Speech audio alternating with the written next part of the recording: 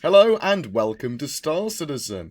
I really like the look of the Gladius, visually and on paper, so I want to take a closer look at her in the hangar and arena commander to see what she's all about and see how she performs.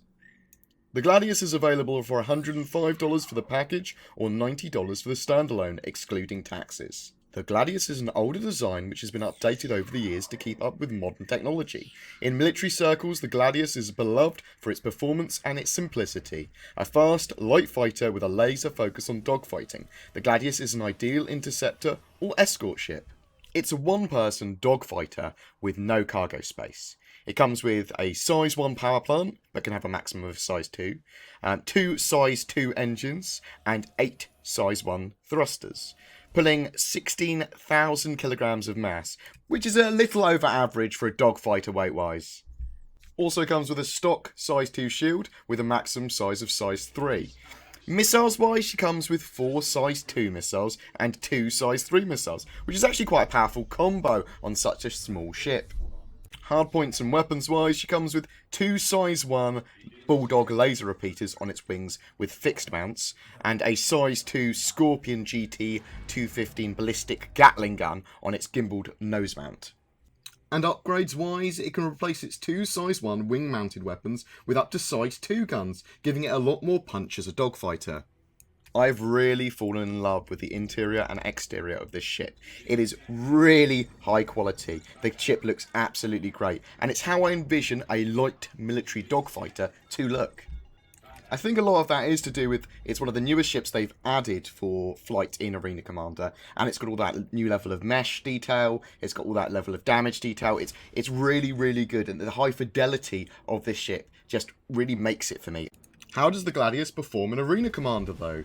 The ship is fast with a max speed of 240, and the ship's acceleration is very quick, but this makes it very easy to black or red out while even doing simple manoeuvres if you're not careful, even with G-Safe on.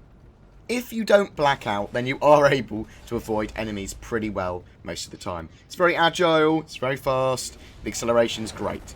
The major problem I have is its stock weapons.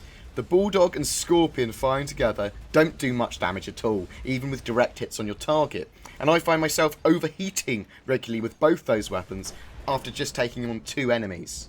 In interactive mode, using the mouse to control the gimbals, I actually found this even worse, as it's much harder to bring all your weapons to bear on the target, and the Gatling gun just doesn't have the DPS to be used separately from the Bulldogs. If you change up its size 1 laser repeaters for a couple of size 2 guns, like Omnisky 6 laser cannons, then the Gladius actually has quite a lot of punch and DPS to it. It's able to sweep past enemies and take them out in a very few shots very quickly.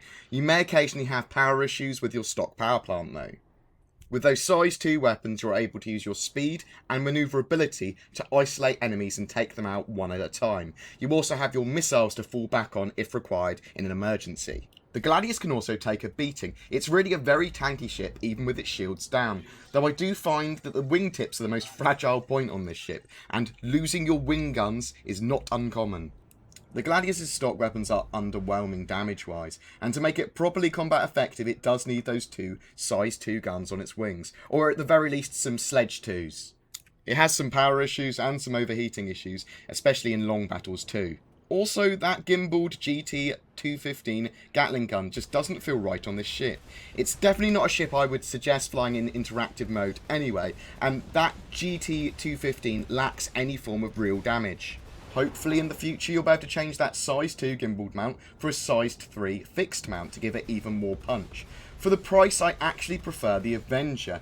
It is cheap and its nose gimbal makes sense to use in interactive or relative modes. Another possibility for an alternative ship is the Aurora LN. Cheap, high damage and very upgradable, although quite slow.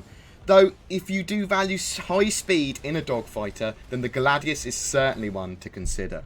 Anyway guys, I hope that was informative. Please don't forget to like and subscribe. It really does help me. I really do suggest the Avenger or the Aurora LN. I think they're absolutely fantastic ships, especially for their price. And I will see you in the verse.